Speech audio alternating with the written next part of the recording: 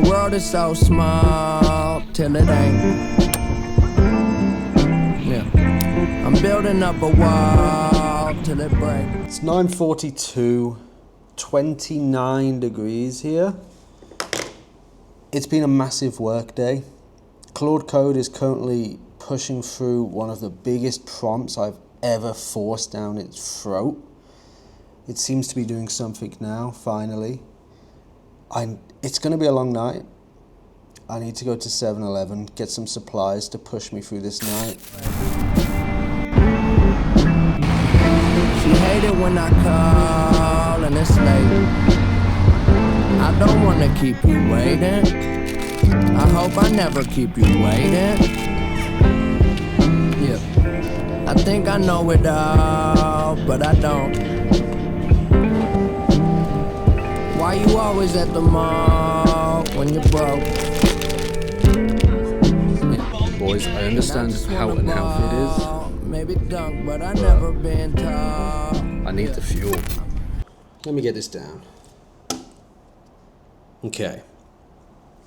So, I was talking about Claude, and my whole work, what I do on a daily basis, has now just drastically changed over the past 6 to 8 months, right? Like, we always just joke around internally about all our job is waiting. All we do is we do work and then we have to wait for results. And it's about, okay, in those times where you do work and then you're waiting, what can you fill in that waiting period? Because on Shopify, you build out new things and then you have to launch it and then you have to test it and then you have to wait for the data to come back and the feedback, and that can be 2-3 days. And that's the same on Etsy. You put new listings out and you can keep putting more new listings out on new stores, but how do you know the listings you're putting out are, at the right time or the right thing? If you're going into new spaces, you need to get listings out, leave them up for a few days and see if you're getting visits, see if you're getting favorites, see if you're getting sales. And if that happens, then you know where to put your focus. So it's all about just doing work now and then waiting. And it's just this insanity thing now that it's just becoming more and more of a waiting game where you just have to know the right work to do at the start and then wait and then kind of like balance your pipeline of time so that you always have something to do, so you always feel productive and your time is not being wasted.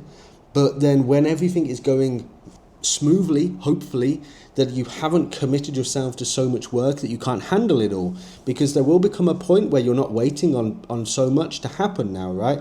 Like, I'm here in Claude Code. I'm building out some new software. I'm putting my prompts in, and then whilst it's doing its magic, I'm waiting around. So I fill that waiting period with another task, right? So this is just all my day is nowadays, of just filling waiting time with more work that creates more waiting time and then balancing it. And, it can be pretty unhealthy, but it's about really understanding yourself. I feel like getting a real grasp of reality. And, when you're not working, you need to be able to disconnect.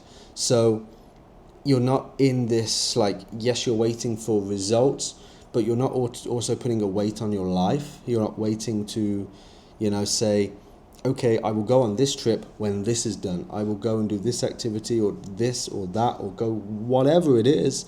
When this is done, you have to be able to carry on your life and do the things you still want to whilst in this waiting period. And for some of you, this will probably, relate a lot. To others, you're probably just going to be pretty confused by it all or very understand it at such a minute level. But those of you that are at the high level, this is what it is.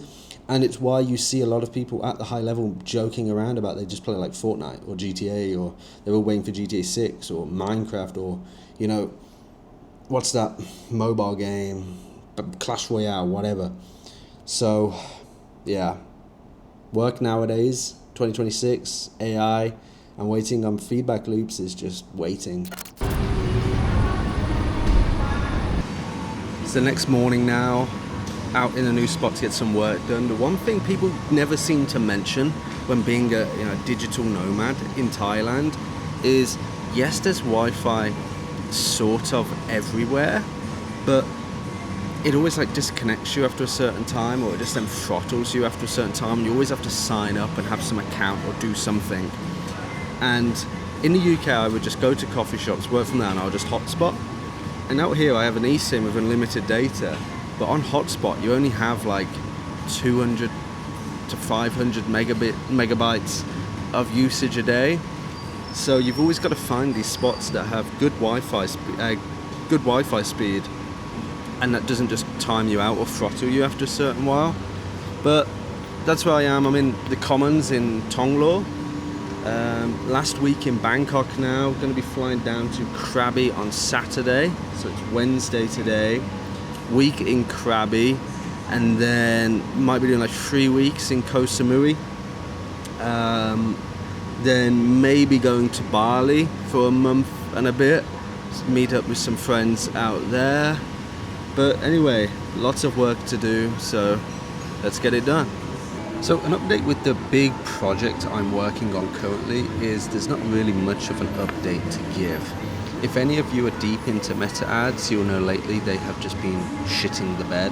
They have just not been wanting to cooperate. But I mean, you know, we got to give them some lenience. They're a small startup, bootstrapped company. There's no budget to hire a team. So they've been absolutely shafting us, and meta ads are primarily our main ad driver. That's where we want to stick to, and that's where we want to scale. So we're not going to go out do TikTok ads, Google ads, anything like that to get this new brand off the ground. We're just putting the pieces together whilst we have this like downtime.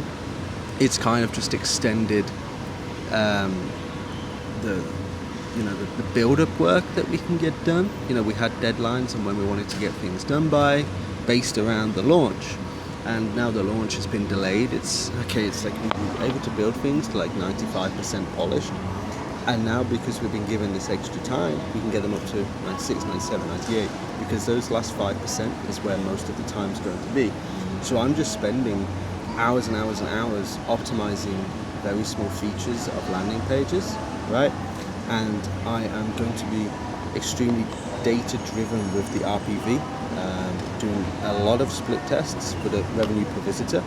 I'm really keeping an eye on monitoring that and just trying to increase the user experience whilst on the site, as well as, you know, the user experience and keeping it consistent from the ad to the site to the order to the arrival of the order.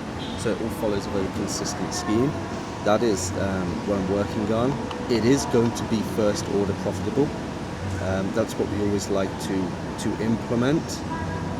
But there is potential that, you know, as it grows and gets past this foundational space, is we can go for second or third order profitability.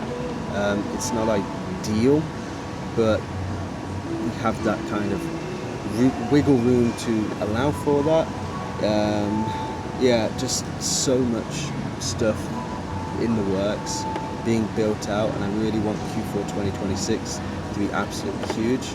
Like, you know, we've only got a few more days left of Q1 before Q2, and I'm still already planning out Q4.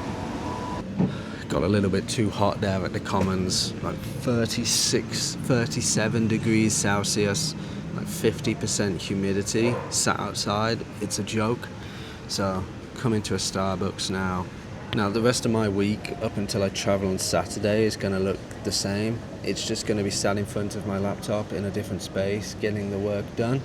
I also just want to see, if I say, guys, can you like, comment and subscribe, does that have an impact in you actually doing it, right? Because I never normally say that, but I want to see, if I just say, guys, can you check if you're subscribed, leave a like, leave a comment if there's anything you want me to talk about or want me to show. You know, I'm really loving recording these videos, just different spots, different places, different talking points, trying to make it look aesthetic and cool and entertaining.